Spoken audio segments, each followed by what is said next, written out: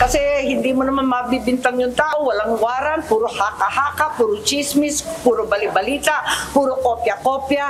Tinatakot naman talaga siya. Ano ba naman yan? Pananakot at panloloko. Ganito nilarawan ni Senator Amy Marcos ang ibinunyag ni Ombudsman Crispin Remulla kamakailan na mayroon ng arrest warrant ang International Criminal Court o ICC para kay Senator Bato de la Rosa. Ayon sa senador, walang jurisdiksyon ng ICC sa Pilipinas at wala ring formal request o communication sa korte ng bansa. Giit pa nito, hindi dapat payagang isang Pilipino na naman ang muling isuko sa mga dayuhan.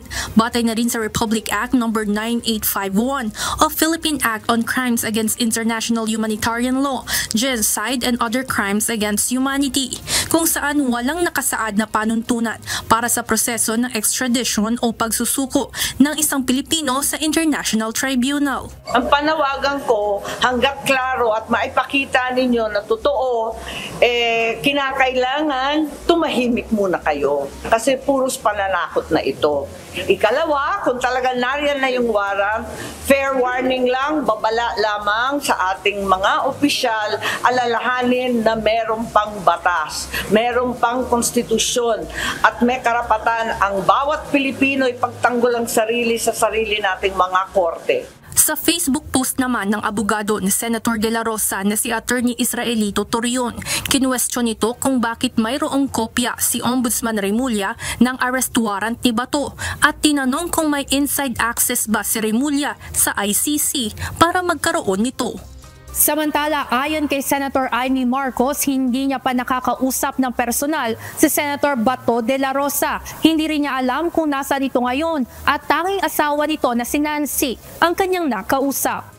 Anya, humihingi ito ng tulong na magkaroon ng due process para sa sinasabing napipintong pag-aresto kay Senator Bato de la Rosa at huwag matulad sa nangyari kay dating Pangulong Rodrigo Duterte. Generic lang talagang nagpapasaklolo lang talaga. As in, natataranta lang talaga kaming lahat.